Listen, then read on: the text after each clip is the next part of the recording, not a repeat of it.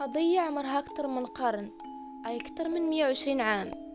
لغز تاع قاتل متسلسل حمق لندن والعالم بشكل عام، ودار سلسلة جرائم شنيعة ومرعبة لدرجة البلايص تاع الجرائم تحول لأماكن سياحية كيجيو ليها الناس من جميع أنحاء العالم باش يشوفوا مسارح الجرائم ويسمعوا على جاك السفاح اللي دوخ لندن والعالم كله في القرن 19. في العصر الفيكتوري في لندن، بالضبط في منطقة وايت شابو، كانت معروفة وايت شابو بالضباب الكثيف اللي كان فيها وبالشوارع القذرة والموسخة تاعها والفقر اللي محتل ديك المنطقة. هذا كان حال العصر الفيكتوري اللي كان أقدر عصر مر في التاريخ من كثرة الفقر والفوارق الطبقية اللي كانت في العصر الفيكتوري. كانوا النساء كيلجؤوا الأعمال غير مشروعة وغير قانونية باش يلقاو لقمة العيش ليهم ولولادهم. في 31 أغسطس سنة 1888 في شارع وايت شابو، كان راجع تشارج لا تشمير من الخدمة للدار حتى تعكل بواحد المرأة مليوحة في الأرض. من بعد مدة جا واحد الراجل سميتو روبرت بول من وسط الضباب وحاول يعاون تشارلز باش يفيقوا ديك المرأة اللي كتبان في حالة تاع السكر. بقاو كيحاولوا كل من تشارلز وبول يفيقوا ديك المرأة من كثرة الظلام اللي كان محتل شارع وايت شابو. حتى واحد من دوك الرجاله ما شافوا الملامح تاع ديك المرأة مزيان، مع ذلك بقاو كيحاولوا يفيقوها. حتى جا واحد الراجل سميتو جون نيل وفي يدو مصباح، ملي وجه المصباح لوجه المرأة تما كانت الصدمة. ما كانتش ديك المرأة فقدت الوعي بسبب السكر، ولكن كانت مقتولة. هاد المرأة كانت سميتها ماري آن نيكولز. ماري آن نيكولز هي مرأة عمرها 43 عام، كانت خدامة في مجال بيع الهواء. تعرضت ماري آن نيكولز لجوج ديال الطعنات في العنق تاعها، وتعرضت لجروح عميقة لدرجة جبدوا الأحشاء تاعها الداخلية. ما شكلتش هاد الضحية خوف كبير لسكان الحي، لأنه العصر الفيكتوري ديك الساعة كان معروف بالجرائم البشعة اللي كتوقع فيه، فظنوا أنه جريمة بحال هذه عمرها غادي تعاود. من بعد أيام، وبالضبط في 8 سبتمبر 1888، لقاو البوليس جثة آني تشابمان في شارع هانبوري حدا واحد السوق سميتو سبيتال فيدليز. آني تشابمان عمرها 47 عام، كانت الحياة تاعها قاسية أكثر من آن نيكولز. زيد عليها أن آني تشابمان كانت مريضة بأمراض خطيرة بزاف بحال داء السل، حتى هي تقطع الحنجرة تاعها وتجبدت ليها الأعضاء الداخلية ديالها بكل دقة. وهذا الشيء كيشير أن القاتل عنده معرفة واسعة بمجال التشريح، وهذا الشيء كيرجع لدقة التشريح اللي دار الجثة. هذا الشيء خلى البوليس تخرج بجوج ديال الاستنتاجات. الاستنتاج الأول هو أن البوليس شكوا بأنه القاتل المتسلسل يا إما طبيب مختل عقليا أو مريض نفسيا. والاستنتاج الثاني كان هو أنه اللي قتل آني تشابمان نفسه اللي قتل آن، واللي هو القاتل المتسلسل جاك السفاح. غادي يجيكم دابا سؤال فراسكم، وكيفاش البوليس عرفوا بلي القاتل المتسلسل سميتو جاك؟ نهار 29 سبتمبر في سنة 1888 البوليس جاتهم أول رسالة من عند القاتل، والرسالة كانت عبارة عن استهزاء والتقليل من القدرات تاع البوليس. الرسالة كان المحتوى تاعها هو: أعزائي الكرام، سمعت باستمرار أنه البوليس شدوني وبدين فيها على الناس أنكم كتحققوا من نيتكم، قتلتوني بالضحك، كتبانوا أذكياء زعما. أنا راه ما كنحملش بائعات الهواء وما غاديش نوقف حتى نقتلهم كاملين. آخر جريمة لي خدمت فيها مزيان لدرجة ما خليتش الضحية تغوت باش تنقذ راسها. بالمناسبة راه كنت ناوي نكتب هذه الرسالة الضحية تاعي، ولكني راه خبيت شوية منها في القرعة وتخطر ولا كيلصق. داكشي علاش وليت كتبت الرسالة بالحبر الأحمر، ولكني راه كنوعدكم أنه المرة الجاية غادي نصيفط لكم شوية من ودن الضحية الجديدة ديالي في رسالة أخرى، وتسنوني اش غادي ندير. وفي الاخر تاع الرسالة كتب جاك السفاح وقال أنه ما كيمانعش يعطيو شي لقب تجاري آخر. فاش قراو البوليس الرسالة نزلت عليهم كي الصاعقة، وترونت القضية كتر تما في لندن لدرجة الناس بداو كيضغطوا على الشرطة باش يحققوا مزيان وشدوا القاتل. من بعد ما ترسلات الرسالة بنهار، أي نهار 30 سبتمبر 1888، البوليس لقاو جوج ديال الضحايا لجاك السفاح، ماشي غير وحده، ولين طريقة الموت الشنيعة تاعهم كانت مختلفة شوية. بالنسبة للضحية الأولى فكانت سميتها إليزابيث ستريد، عمرها 44 عام. لقاوها مقتولة في ساحة دوتفيلد. آخر واحد شاف إليزابيث قبل ما تموت هو واحد الراجل سميتو إزرائيل شوارتز. إزرائيل قبل ما يموت قال بلا شاف إليزابيث غادية مع واحد الراجل الطويل وبين فيه غني، ولأن من بعد مدة تفاجأ إزرائيل بالراجل كيطرش إليزابيث ودفعها للأرض. في ديك اللحظة إزرائيل برد ليه الماء في الركابي ومشى هرب ليكون الراجل هو القاتل المتسلسل وصدقت له حتى هو.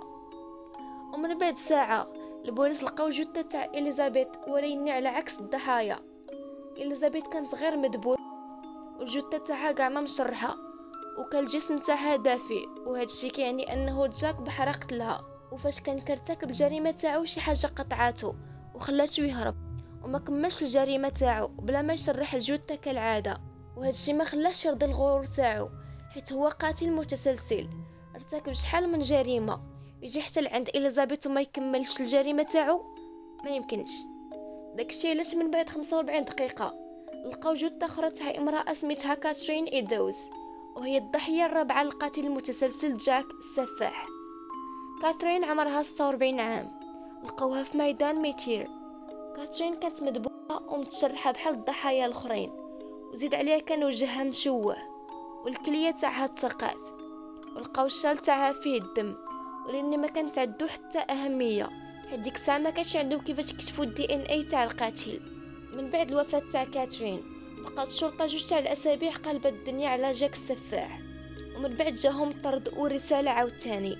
الطرد كان فيه نص الكليه تاع كاترين، والرساله كانت كتقول: اعزائي الكرام، انا صفت لكم نص الكليه حيتاش انا طيبت النص الثاني وكليتو، وصراحه المذاق تاعو كان زوين، وتسنوني شويه انصفت لكم سلاح الجريمه، وديك الساعه اجيو تلاقاو معايا الا عرفتوا تشدوني بعدا.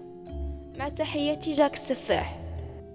نهار 9 نوفمبر 1882 اكتشفت البوليس جثة تاع الضحية جديدة للقاتل، واللي كانت هي ميري جين كيلي، عمرها 25 عام، وكانت هي أصغر ضحية للقاتل المتسلسل. لقاو الضحية مقتولة في دارها، وبالضبط في بيتها. ماري كانت مشوهة بالكامل وأعضاءها كلها مسروقة. القاتل خد راحته بزاف في التشريح. شفت ماري آخر مرة مع 2:30 ديال الليل، واللي شافها حتى هو قال انه شافها مع رجل لابس مزيان وبين عليه غني. ماري كتعتبر رسميا اخر ضحيه للقاتل جاك السفاح، ولان التحقيقات كتقول بانه القاتل قتل على الاقل 11 ضحيه، ولان اللي معروفين ورسميين هما 5 ضحايا اللي ذكرت. بقات الشرطه كتحقق سنين لكن ما لقاو والو. دابا نجيو للنظريات.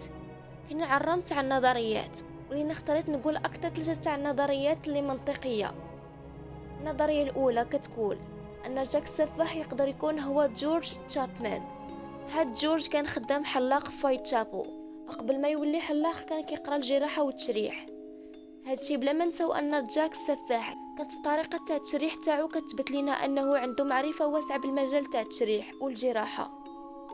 جورج كان معروف بالعلاقات تاعو النسائيه، واخا كان مزوج، وشحال من وحده كان كيعرفها اختفت فجأة، وغالبا غيكون هو اللي قتلهم. ولأن الشرطة استبعدت جورج حيت في سنة 1903 دخل للسجن وتعذب بسبب أنه البوليس لقاو أدلة على أنه قتل آخر وحدة عرفها. وزيد عليها جورج الطريقة تاع القتل تاعو كانت مختلفة على طريقة القتل تاع جاك السفاح، حيت كان جورج كيقتل النساء بالسم ماشي بالذبح أو بالتشريح بحال جاك السفاح. والنظرية الثانية كتقول أن جاك السفاح هو أرون كوسمينسكي. أرون حتى هو كان عايش في وايت شابو وخدام حتى هو حلاق. شكات فيه الشرطة حيت كان عنيف مع النساء وكان مختل عقليا، وهادشي اللي خلاه يدخل مصحة عقلية ويبقى عايش فيها تما حتى يموت سنة 1919. واللي كيخلينا نشكو كتر في أرون. وفي سنة 2007 واحد الكاتب جرى في واحد المزاد واحد شال قديم بزاف عليه الدم تاع الضحية كاترين والدم تاع القاتل المتسلسل جاك السفاح، وده داك الكاتب البوليس باش يشوفوا واش كيطابق مع دي ان اي تاع العائلات اللي عايشين في ديك الفتره، سواء كانت العائله تاع ارون ولا تاع كاترين. ولين الصدمه كانت فاش لقاو ان الدي ان اي كيطابق مع اي واحد كيعيش في لندن، ماشي غير عائلات ارون وكاترين اللي عايشين في ديك الفتره. وهادشي كيعني انه التحليل ماشي تلهي، وخصهم يخدموا عليه كتر باش يعرفوا شكون هو القاتل المتسلسل الحقيقي.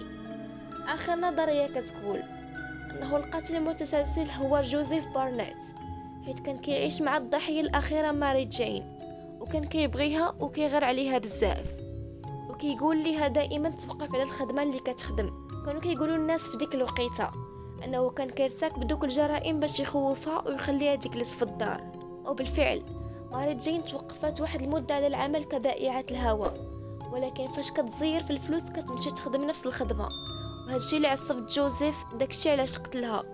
وكتبان هاد النظرية منطقية، حيت كاع الضحايا ماتوا في الشارع الا ماري جين ماتت في دارها وبالضبط في بيتها، ولاني ما لقاوش ادله كافيه باش تثبت لنا بان جوزيف هو اللي قتل ماري جين وهو القاتل المتسلسل جاك السفاح. ولحد الان مازال ما اكتشفوش شكون هو القاتل الحقيقي.